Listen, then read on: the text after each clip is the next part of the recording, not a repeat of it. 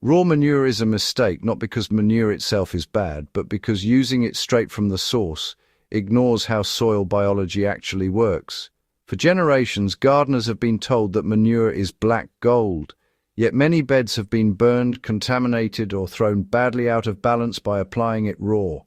The problem is not nutrients. The problem is timing, biology, and chemistry. There is a simple, proven trick that prepares manure before it ever touches your soil, turning a risky input into a reliable soil-building amendment. Why raw manure causes more harm than most gardeners realize?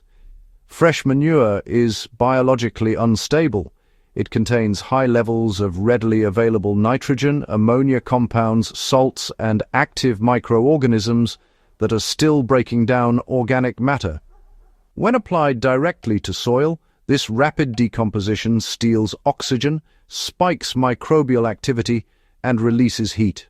Roots sitting in that environment experience stress, burn, or outright death.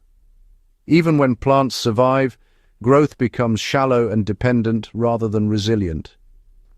Raw manure also carries weed seeds and, depending on the source, pathogens that do not belong in food gardens. Why the just let it sit advice often fails. Many gardeners believe piling manure in a corner for a few weeks makes it safe. In reality, unmanaged piles decompose unevenly. The outer layers dry and stall, while the center goes anaerobic, producing compounds that harm soil life. Without oxygen, beneficial decomposers die off, and foul-smelling bacteria take over. When this material is later spread, it introduces instability rather than fertility. Time alone is not preparation. The process matters. Why plants do not want raw nutrients? Plants are not designed to absorb nutrients in large, sudden doses. In natural systems, nutrients are released slowly as organic matter is broken down by fungi and bacteria. Raw manure short-circuits this system. It overwhelms roots with soluble nitrogen before supporting microbes can regulate availability. This leads to fast top growth, weak cell walls, and increased pest pressure. The mistake is assuming more nutrients equal better growth, when in reality balance determines plant strength. So here's the trick that makes manure both safe and, well, incredibly powerful.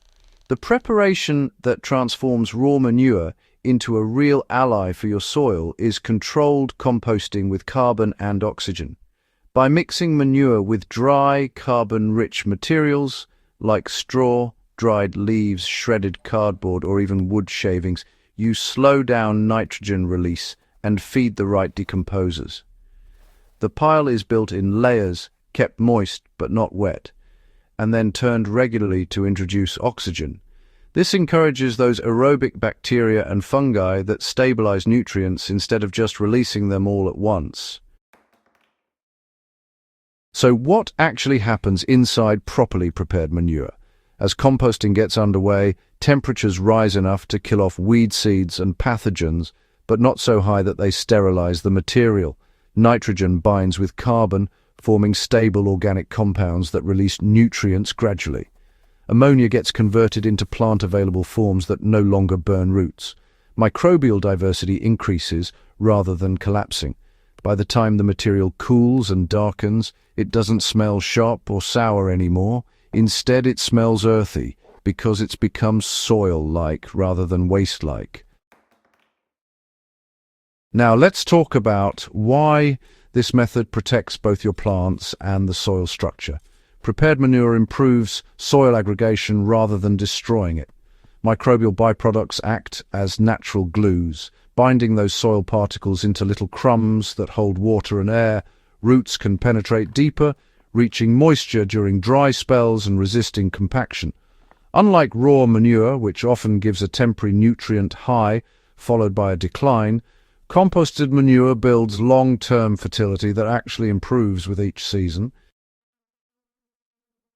So why is waiting until it looks broken down just not enough? Well, appearance can be really deceptive, you know. Manure might look dark and crumbly, but it could still be releasing excessive nitrogen.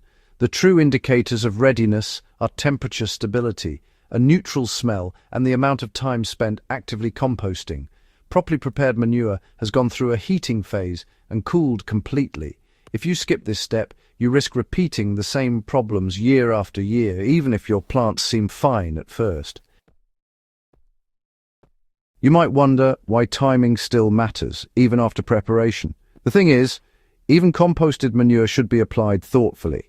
Incorporating it into the soil before planting or during autumn allows microbes to integrate it fully. Using it as a surface mulch during active growth feeds soil life gradually, without overwhelming the roots. Prepared manure works best as part of a system, not as a single fix.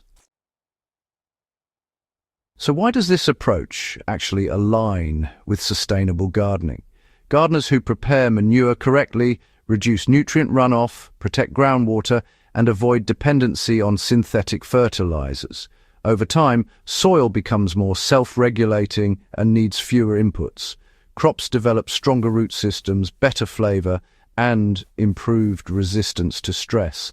This is not about faster growth, it's about healthier growth. Now, why is raw manure a mistake, but manure itself is not? The difference between damage and benefit lies entirely in preparation. Raw manure is unfinished material, still undergoing intense biological change. Prepared manure has completed that change before entering your garden. One disrupts soil life, the other supports it. This simple trick, composting manure with carbon and oxygen, has been used quietly by skilled growers for centuries. It's not flashy, and it certainly can't be rushed, but it works because it respects how soil functions. When manure is prepared before use, it stops being a gamble and becomes one of the most reliable tools a serious gardener can use.